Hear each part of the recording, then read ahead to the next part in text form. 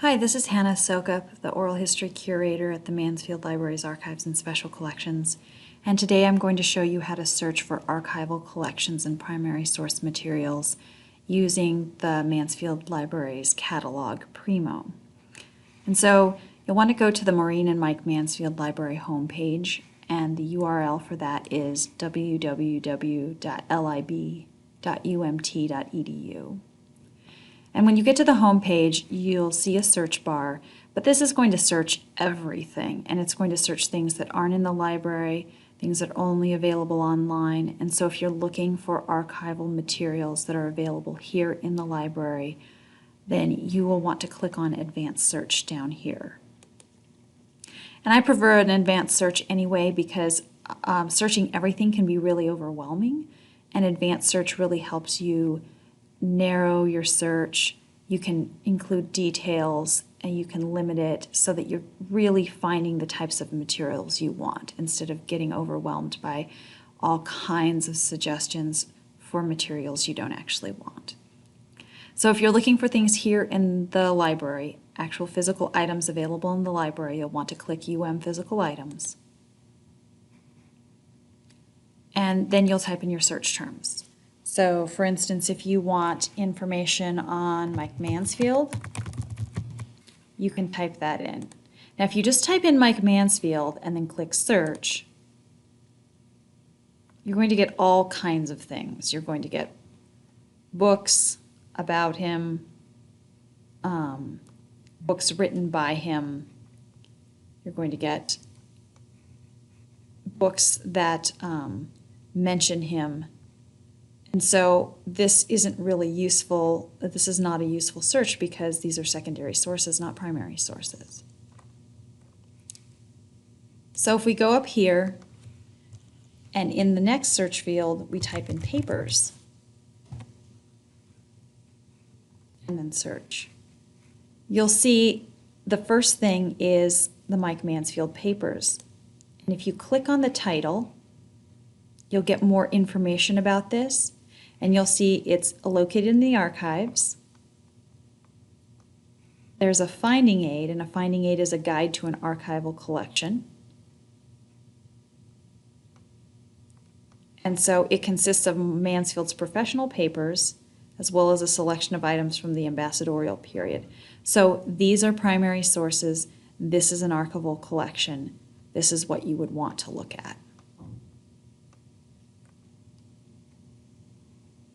So after you scroll through here, if you want to look at the guide, the finding aid to the collection, you can scroll down to the links section, which is again one of the reasons you want to make sure you click on the title of the thing that you're interested in, because you can see all of this information, and if it's available online or some portion of it is available online, then you can actually get to it that way. And so if you click on finding aid, it will take you right to the finding aid for the materials.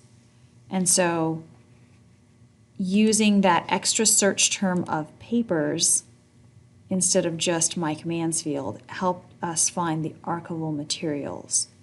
You could also do something like Bureau of Indian Affairs, and you could type in records because we want the actual records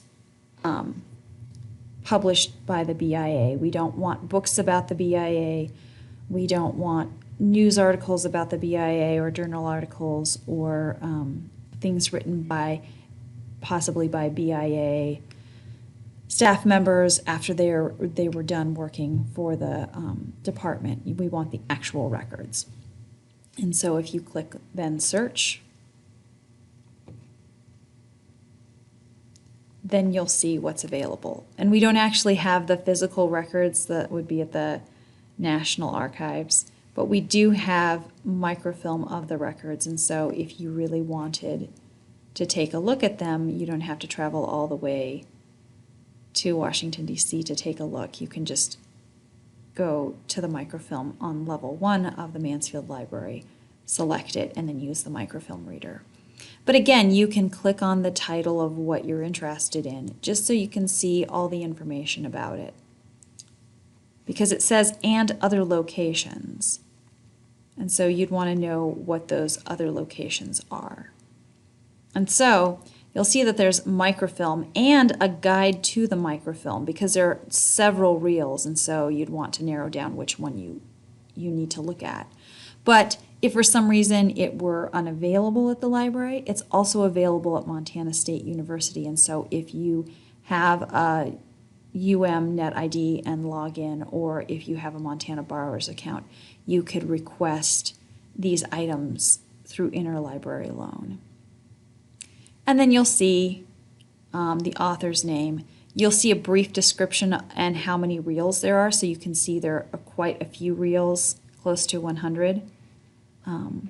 But Indian delegations to Washington, Indian customs and social relations, etc. So, and then it also tells you who published it, and this would be the entity that actually microfilmed it. So,